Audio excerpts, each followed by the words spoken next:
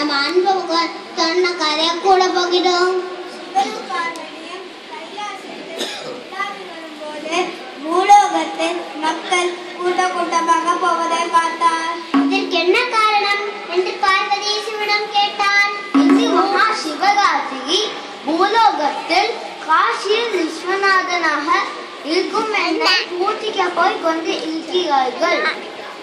ஓம் சிவாய ஓம் சிவாய ஓம் சிவாய ஓம் சிவாய சம்போ சங்கர ஓம் சிவாய சம்போ சங்கர ஓம் சிவாய சம்போ சங்கர ஓம் சிவாய சம்போ சங்கர ஓம் சிவாய. ஆஹா, இவ்வளவு பேரும் உங்கள் பக்தர்களா என்று பார்வதி சிவனிடம் கேட்டார். யார் உண்மையை பேசுகிறானோ, யார் மற்றவர் உதவி செய்கிறானோ அவனே உண்மையான பக்தன். உடனே பார்வதி பூலோகத்திற்கு பார்விடம் பூண்டு செல்வோம் என்றார். இருவரும் வயதான கேவியாய் மாறி காசி விஸ்வநாத் கோட்படியில் பார்வதி படுத்துக் கொண்டான்.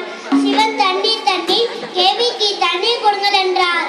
சிவனை தரிசிக்க செல்லும் செல்லரோ சிவனுக்கு அபிஷேகம் செய்த பின் கேள்விக்கு தண்ணீர் குடிக்கிறேன் என்றார்கள். சிலரோ கர்மம் வழியை அடைத்துக் கொண்டு இருக்கிறார்களே என்றார்கள். சிலரோ முகம் துளித்து பிச்சைக்காரர்கள் தொல்லை சகிக்க முடியவில்லை என்றார்கள். இப்படியாகத்தானே பக்தர்கள் சொல்லிக்கொண்ட யாரும் தண்ணீர் குடிக்கவே இல்லை. ஆனால் ஒருவன் கொடுத்தான். பக்தர்களின் பணத்தையும் நகையையும் திருடுபவன் அவனா தண்ணீர் கொடுத்தான்.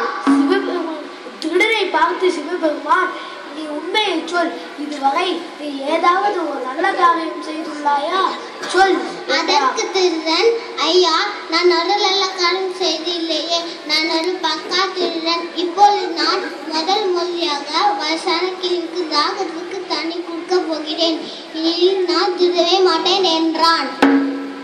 இதிலிருந்து யார் உண்மையான பக்தர் என்று திருடனாதாரதாலும் உண்மை சொன்னதாலும் மனம் திருந்தியதாலும் சிவபார்வதி காட்சியடைத்தார்கள். சிவ சம்போ ஹர ஹர சம்போ சிவ